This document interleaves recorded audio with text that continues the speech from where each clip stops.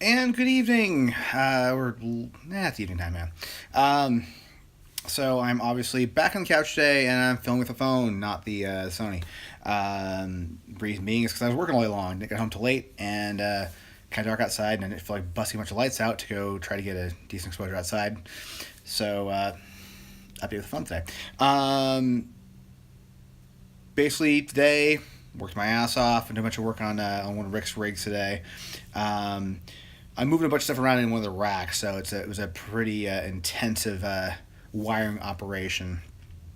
Just trying to improve a few things and make repairs on the fly a little easier. It's a little less messy in there.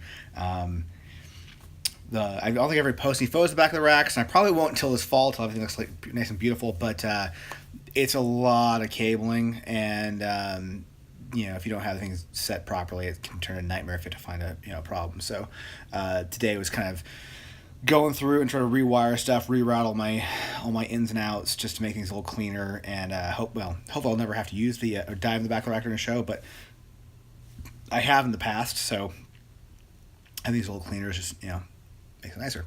Um, Tonight, however, though, I'm off to see Dunkirk. So I'm going to hang out with my friend Leslie, and we're going to to Universal City Walk and see it at IMAX, 70 millimeter. Ooh, so good. Which is the way most films should be seen, really. If you think about it.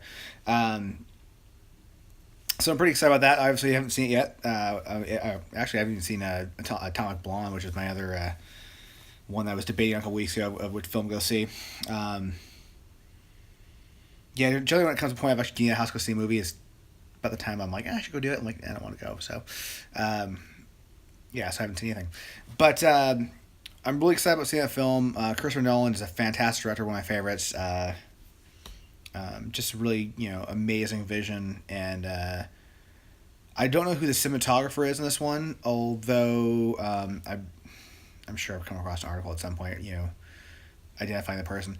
But the cinematography in his films is phenomenal, and seeing really anything in IMAX format that was shot in 70 mil, because Nolan does stuff in film. He didn't do stuff digital, which is respect.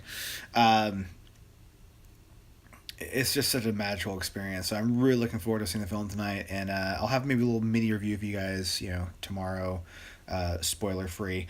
Um, Speaking of mini reviews, I had a couple questions about my reaction to the last Game of Thrones episode, because I think I sort of hinted at maybe saying something about the next day and I forgot. Um, I loved it. It was funny. I saw a lot of people who were online complaining that it was like their least favorite episode of the season, and I actually preferred it over the previous one, even over the dragon battle, just because I thought it was really good at moving the plot along. And you saw those moments. Spoilers. If you guys haven't seen it yet, stop watching. Come back tomorrow. All right. But you saw those moments you've been like waiting to see. Since I saw the show, it was it was kind of like the lines of like when Danny met John, and then there was John met the dragon, and then of course that little hint of once again John's true parentage, and basically stating without finishing the sentence that his parents were actually married. So he's not a bastard. He's actually the rightful heir to the throne. What a plot twist! How awesome is that? Um, I also love the foreshadowing of the next episode where they have the presumably you can have White Walkers and some fights of those. Um, it's just one of my favorite shows. Like I mean, it's so well done. I haven't read the books, and I think I'm gonna probably wait till the show is done until I read the books. Mainly because I don't want to confuse the two. I kind of do that way with like Lord of the Rings. I read The Hobbit growing up. I never read Lord of the Rings, and I watched the movies, and I get to just watch them as they were and just enjoy them for what they were, as opposed to trying to pick them apart against the books. Um, Dune was kind of like that. I read the book Dune long after I watched the movie, even after I watched the little sci-fi miniseries it was on, 10 years ago. Um, so when I went back to read the book, I didn't, I had some already had some visual in my mind of certain characters, but I didn't go into it going, tearing it apart. I just got to enjoy it for what it was. Um, it's kind of similar along the ways with like watching American Gods. I read that book so damn long ago, I forgot most of it, other than just the basic, the basic tenets of the story. So watching on the Star, on I think Stars, yeah, a couple months ago or whenever it came out. I just got to enjoy it. I got to be surprised and stuff. I know they did change some things for the show, but it wasn't something where I felt betrayed as a fan. I just got to really enjoy it.